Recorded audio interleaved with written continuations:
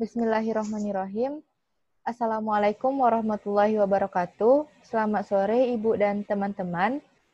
Kami dari kelompok NKA 5 akan mempresentasikan potensi makromolekul pada bidang industri, khususnya enzim lipase. Sebelum presentasi, izinkanlah kami untuk memperkenalkan diri. Anggota kelompok NKA 5, yang pertama Anissa Salsabila, saya sendiri dengan NIM 180360002. Selanjutnya Farah Safanabila dengan NIM 180360031. Selanjutnya Nisa Al-Khaira dengan NIM 180361139. Dan yang terakhir M. Satrio Hutomo dengan NIM 180360015. Dengan dosen pengampu Ibu Fitri Amelia, SSI, MSI, PhD. Baiklah, urutan presentasi kami pada kali ini. Yang pertama itu kami akan menjelaskan mengenai apa itu enzim lipase sendiri, lalu baru nanti masuk kepada pembahasan jurnal pertama, jurnal kedua, dan jurnal ketiga. Saya sebagai moderator akan langsung menjelaskan tahapan yang pertama, yaitu mengenai enzim lipase. Enzim lipase atau asiglycerol hidrolase merupakan enzim yang dapat menghidrolisis rantai panjang trigliserida. Lipase diklasifikasikan sebagai enzim hidrolase yang menghidrolisis trigliserida menjadi asam lemak bebas, gliserida parsial atau monogliserida, digliserida, dan gliserida. Di sini terlihat gambar trigliserida yang menjadi monogliserida dan fatty acid yang dibantu oleh enzim lipase. Selanjutnya definisi. Enzim adalah golongan protein yang disintesis oleh sel hidup dan mempunyai fungsi penting sebagai katalisator dalam setiap reaksi metabolisme yang terjadi pada organisasi hidup. Enzim juga merupakan biokatalisator yang menunjang berbagai proses industri. Hal ini disebabkan enzim mempunyai efisiensi dan efektivitas yang tinggi. Reaksinya tidak menimbulkan produk samping, serta dapat digunakan berulang kali dengan teknik amobilisasi. Jadi dari sini kita dapat menyimpulkan bahwa makromolekul dari enzim adalah protein dan enzim lipase ini masuk ke dalam golongan enzim hidrolase. Selanjutnya, sumber dari enzim lipase dari mikroorganisme. Yang pertama ada kelompok jamur, Aspergillus niger dan Penicillium aurantioglyceum.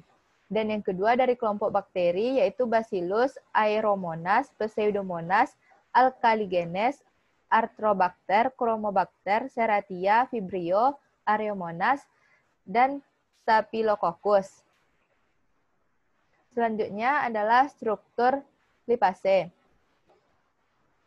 Yang terlihat di gambar adalah struktur 3 dimensi dari lipase. Jadi setiap monomer dan struktur dimer lipase disatukan oleh ikatan disulfida, ikatan hidrogen, dan interaksi elektrostatik atau jembatan garam.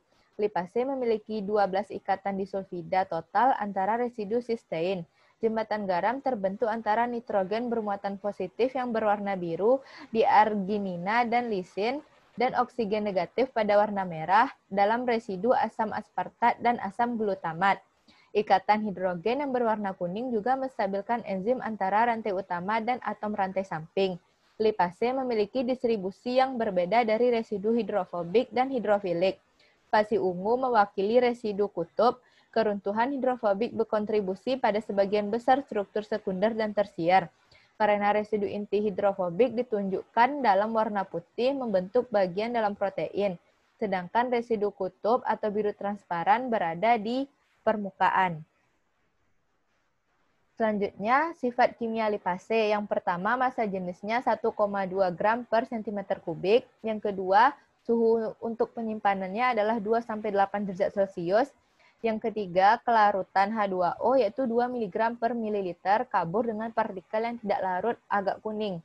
Yang keempat, warna kuning hingga coklat. Lalu yang kelima, bentuk larutan. Yang keenam, kelarutan dalam air. Enzim lipase ini larut dalam air. Dan yang ketujuh, stabilitas kompatibel dengan oksidator kuat. Selanjutnya kita masuk kepada pembahasan masing-masing jurnal. Untuk jurnal yang pertama akan dijelaskan oleh Farah Safanabila. Kepada Aras dipersilahkan.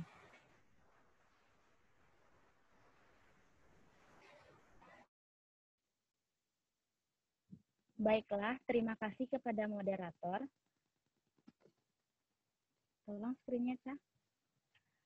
Baiklah, terima kasih kepada moderator. Pada jurnal 1 yang berjudul Lipase, alat yang menjanjikan untuk makanan industri, dengan autor Sangyeta Negi, penerbitnya yaitu Bioteknologi di Institut Teknologi Nasional Motilal Nehru, Allahabad di India.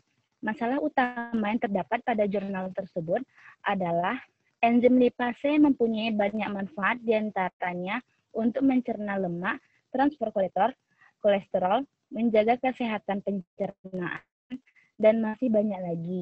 Akan tetapi, penerapan lipase di industri masih terhambat oleh biaya produksi yang tinggi.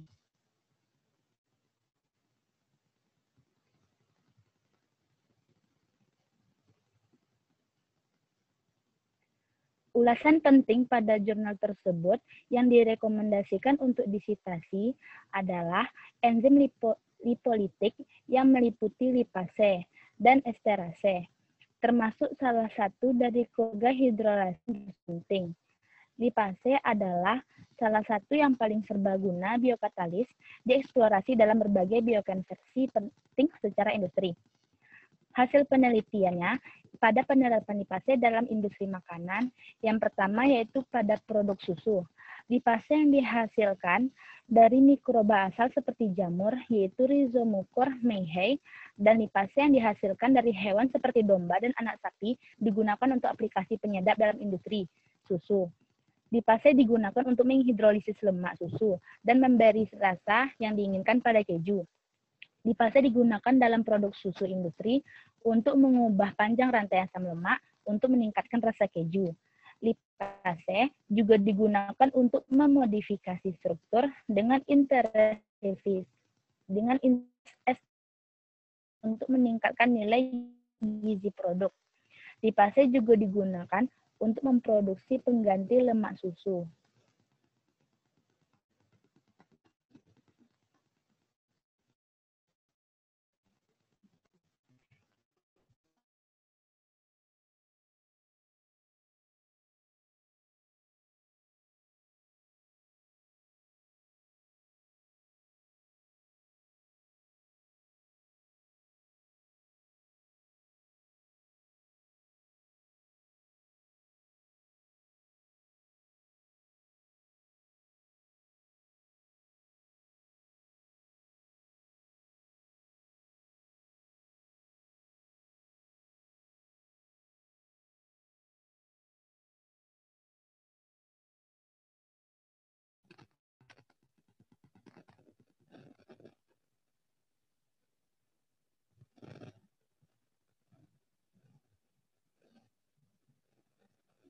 Selanjutnya yaitu penerapannya pada toko roti dan kue.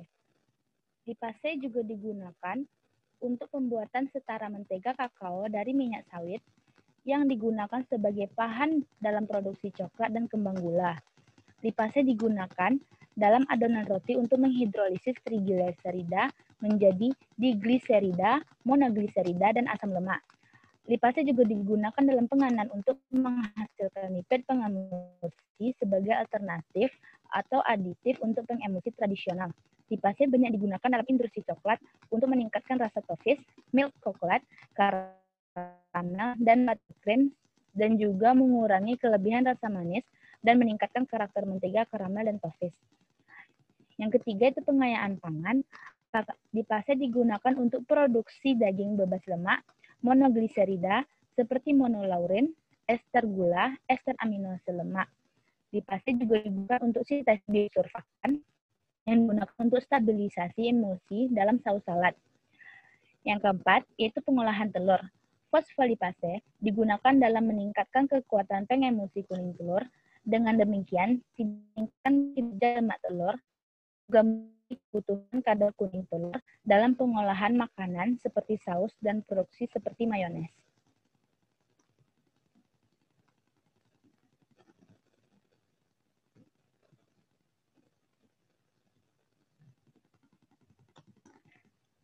Penerapan selanjutnya yaitu pengolahan babi. Dalam industri minyak, lipase terutama digunakan untuk hidrolisis, esterifikasi, Industri minyak telah menggunakan proses termokimia untuk menghilangkan kotoran fosfolipid yang juga disebut dengan deguming. Fosfolipase telah memberi industri minyak alternatif enzimatik untuk proses termokimia yang lebih ramah lingkungan dan dengan proses termokimia. Lemak di gliserida dan menggantinya dengan yang baru. Selanjutnya itu ada perasa dan aroma. Lipase digunakan untuk penyedap dan aroma pada roti dan produk kembang gula, produk susu, minyak, saus, salad, dan lain-lain. Lipase juga digunakan dalam industri teh untuk mengurangi komposisi minyak, untuk mengurangi komposisi lipid dalam teh, dan meningkatkan konsentrasi asam lemak tak jenuh ganda yang meningkatkan rasa teh.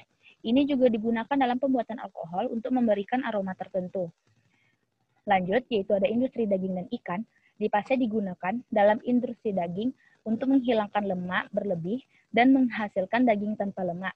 Demikian pula, dalam industri ikan lipase digunakan untuk menghilangkan lemak. Lipase mikroba juga digunakan untuk hidrolisis minyak ikan dan meningkatkan asam lemak tak jenuh.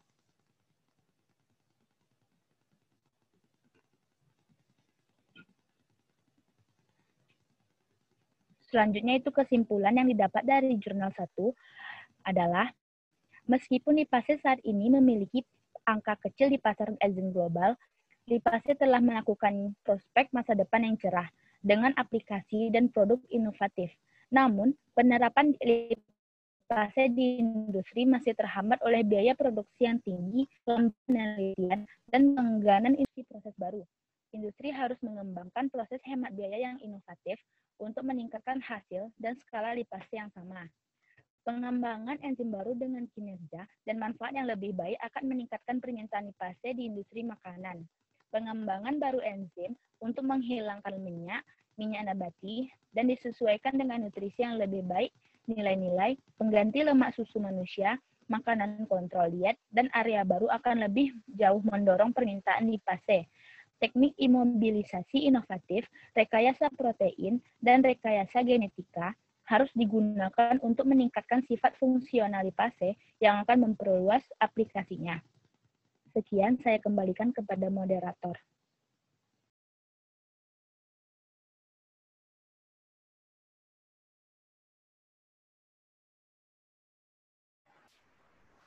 Baik, terima kasih kepada Aras yang telah menyampaikan review dari jurnal yang pertama. Selanjutnya jurnal 2 akan dijelaskan oleh saya sendiri. Jurnal 2 dengan judul Aplikasi Industri Lipase yang fokus pada makanan dan agroindustri. Nama autornya David Guerin dan diterbitkan oleh EDP Sciences 2017. Masalah utama yang terdapat pada jurnal ini adalah kurangnya pengaplikasian pasar enzim global dari enzim lipase, aplikasi yang ada dan perkembangannya baru di sektor pangan dan agroindustri. Selanjutnya, ulasan penting dari jurnal ini. Yang pertama, banyaknya aplikasi industri lipase dalam agroindustri dan industri makanan minuman dan manfaatnya seperti pada pembuatan deterjen, polimer, lemak, pengolahan makanan, dalam bidang medis dan farmasi, pulp dan kertas, biodiesel, dan lainnya. Yang kedua, kurangnya perkembangan enzim lipase di pasar enzim global. Yang ketiga, enzim industri pada umumnya dan lipase secara umum akan terus diterapkan dalam jangkauan luas aplikasi sebagai alternatif proses berbasis kimia. Selanjutnya itu hasil penelitian. Di sini kita akan melihat aplikasi lipase pada bidang makanan dan agroindustri. Sama dengan jurnal yang pertama, di sini juga ada produk susu di mana lipase digunakan untuk memecah lemak susu dan memberi rasa khas pada keju. Rasanya berasal dari asam lemak bebas yang dihasilkan saat lemak susu dihidrolisis. Yang kedua yaitu pembakaran, di mana di sini baking dan termasuk ke dalam industri kue, di mana lipase atau fosfo dapat digunakan untuk menggantikan atau melengkapi pengemulsi tradisional melalui degradasi lemak gandum untuk menghasilkan lipid. Lipid pengemulsi secara in situ. Lipase dalam kue juga meningkatkan rasa produk roti dengan melepaskan asam lemak rantai pendek melalui esterifikasi. Selanjutnya, pengganti lemak susu manusia. Di sini dalam kurung adalah ASI, tidak seperti minyak nabati dan lemak susu sapi dalam HMF atau Human Milk human milk fortifier, asam palmitat, asam lemak jenuh utama sebagian besar diesterifikasi pada posisi SN2-TAG. Sedangkan asam lemak tak jenuh berada di posisi luar. Profil asam lemak human milk fortifier ini memiliki efek penting pada daya cerna dan penyerapan usus pada bayi. Selanjutnya, pada pengolahan telur, tidak jauh berbeda juga dengan jurnal 1, di mana telur menyediakan bahan-bahan fungsional untuk industri makanan dengan berbagai sifat termasuk pembusaan, gelasi, pengemulsi dalam adonan, dan mayones, serta tekstur yang lebih baik dari makanan yang dipanggang. Lipid telur bertanggung jawab atas sifat pengemulsi. Lipase dapat sangat meningkatkan kekuatan pengemulsi lipid telur untuk kinerja yang lebih baik dan menurunkan tingkat penambahan kuning telur dalam resep makanan olahan, seperti saus dan produk seperti mayones. Selanjutnya, ada produksi minyak nabati. Minyak nabati dari tumbuhan digunakan di berbagai industri makanan, pakan, dan bahan bakar. Saat memurnikan minyak nabati, perlu untuk menghilangkan kotoran yang mempengaruhi hasil dan terlebih lagi rasa, bau, tampilan visual, dan stabilitas penyimpan minyak. Kelas pengotor yang paling penting adalah fosfolipid yang sering disebut dengan gusi.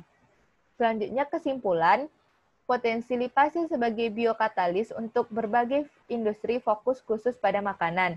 Meskipun pasar lipase masih merupakan bagian kecil dari pasar enzim global, pasar ini diharapkan tumbuh dengan produk baru dan pengembangan aplikasi. Kemajuan terbaru dalam pengembangan enzim baru dan optimalisasi enzim, seperti rekayasa regangan dan rekayasa protein, kemungkinan besar akan mempercepat dan menurunkan biaya pengembangan enzim baru. Selain itu, aplikasi enzim di sektor makanan biasanya dipandang sebagai teknologi yang berkelanjutan dan aman. Nah, itulah pembahasan dari jurnal yang kedua. Selanjutnya, jurnal yang ketiga akan dijelaskan oleh Nisa Al-Khaira. Kepada Nisa, dipersilahkan.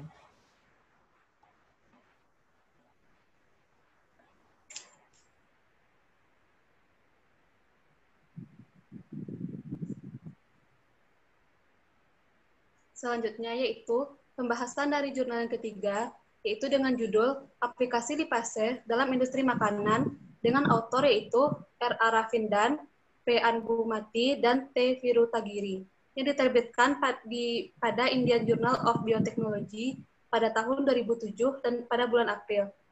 Masalah utama yang terdapat dalam jurnal ini adalah memperluas batas teknologi lipase menuju aplikasi pemprosesan makanan dan membahas karakteristik penting lipase dan sumbernya, berbagai metode imobilisasi lipase untuk aplikasi teknologi pangan, berbagai metode pengujian untuk lipase, produksi lipase dengan strategi fermentasi keadaan terendam dan padat, dan berbagai metode pemurnian yang telah tersedia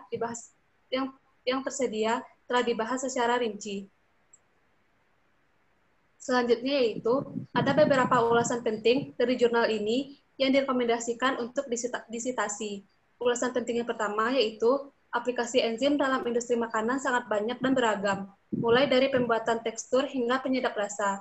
Beberapa pasar bahan kimia tradisional meningkat dengan produk yang berasal dari proses bioproses atau proses kimia atau biokatalitik hibrid.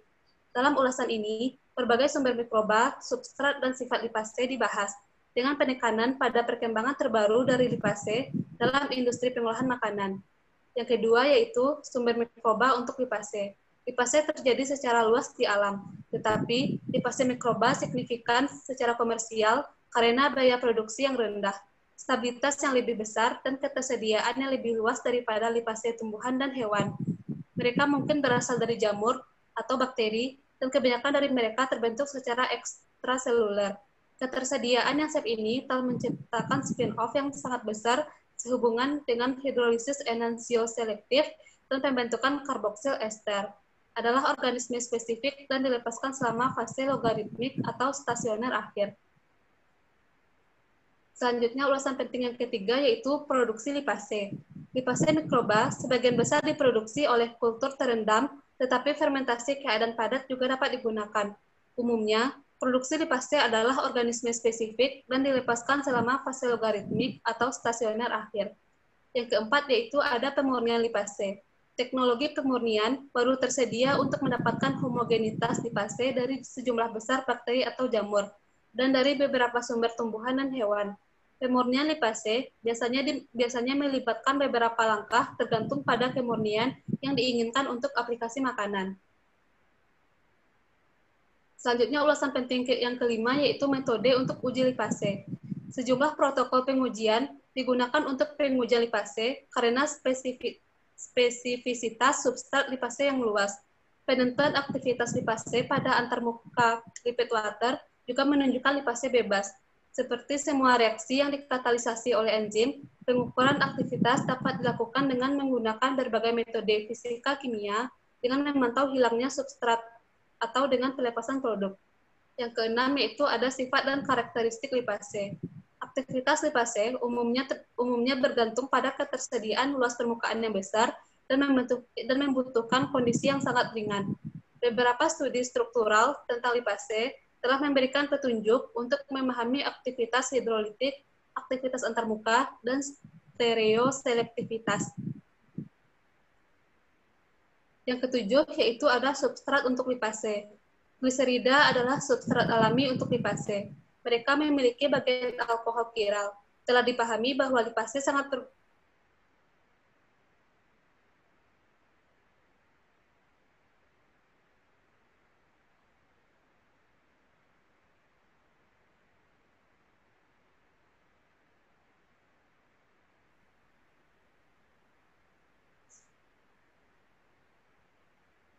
Yang ketujuh yaitu ada substrat untuk lipase.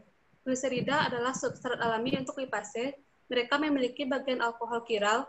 Telah dipahami bahwa lipase sangat berguna untuk resolusi atau asimetri ester yang mengandung bagian alkohol kiral. Yang kedelapan yaitu ada modifikasi molekuler. Pendekatan rekayasa genetika modern dengan rekayasa protein dapat membantu dalam memaksimalkan produksi enzim untuk kebutuhan industri tertentu. Lipase yang pencocok untuk aplikasi spesifik dapat diperoleh berdasarkan situs pengikatan substratnya. Pengetahuan sebelumnya tentang hubungan fungsi struktur diperlukan pada selanjutnya yaitu hasil penelitian dari jurnal ini adalah mayoritas enzim yang digunakan dalam industri adalah untuk pengolahan makanan, terutama untuk modifikasi dan pemecahan biomaterial. Sejumlah besar lipase enzimatik penghilang lemak diproduksi dalam skala industri. Sebagian besar lipase komersial yang diproduksi digunakan untuk pengembangan rasa pada produk susu dan pemprosesan makanan lain seperti pada daging, sayuran, buah, dan makanan yang dipanggang serta produk susu dan bir.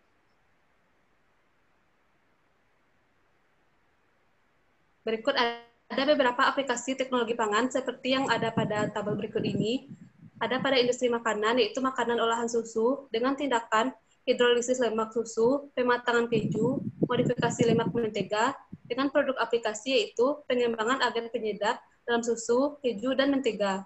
Yang kedua yaitu ada makanan roti dengan tindakan peningkatan rasa, dengan produk aplikasi yaitu propagasi umur simpanan.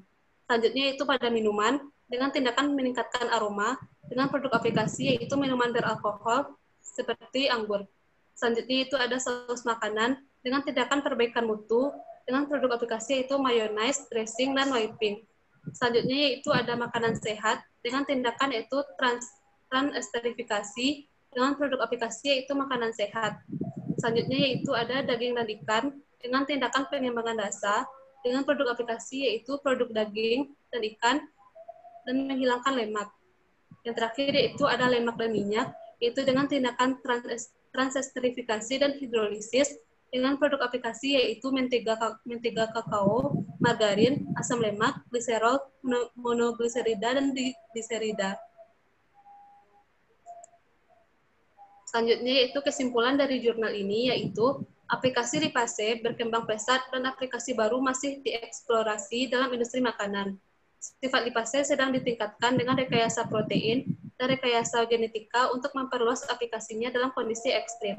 Berbagai inovasi dalam imobilisasi enzim memainkan peran penting dalam penggunaan enzim ini sebagai biokatalis yang efektif dan efisien dalam teknologi pengolahan makanan. Selain industri makanan, lipase telah diterapkan dalam sintesis bahan kimia, produksi biodiesel, produksi bahan biopolimer, industri deterjen, sintesis organik, industri kertas dan pulp, sintesis bahan untuk produk perawatan pribadi, sintesis surfaktan dan trigliserida struktural, industri oleokimia, produksi agrokimia, industri pestisida, dan dalam pengelolaan lingkungan. Selanjutnya yaitu ada beberapa aplikasi enzim lipase di dalam dunia industri. Yang pertama yaitu pada industri susu, yang kedua yaitu pada deterjen, yang ketiga industri oleokimia, yang keempat sintesis trigliserida, yang kelima surfaktan, yang keenam sintesis bahan-bahan untuk perawatan pribadi, yang ketujuh yaitu farmasi dan bahan kimia pertanian, yang kedelapan yaitu sintesis polimer. Sekian pembahasan dari jurnal ketiga, saya kembalikan kepada moderator. Terima kasih kepada Nisa Al-Khaira yang telah menjelaskan pembahasan dari jurnal yang ketiga. Sekian presentasi dari kelompok NKA 5. Kami sebagai kelompok penyaji, mohon maaf apabila ada kesalahan. Mudah-mudahan kita dapat memperbaikinya dalam masa yang akan datang. Dan kepada Ibu dan teman-teman dimohonkan untuk memberikan saran dan kritik agar presentasi ini lebih baik ke depannya. Sekian dari kelompok NKA 5. Terima kasih atas perhatiannya. Kami sudahi dengan wassalamualaikum warahmatullahi wabarakatuh.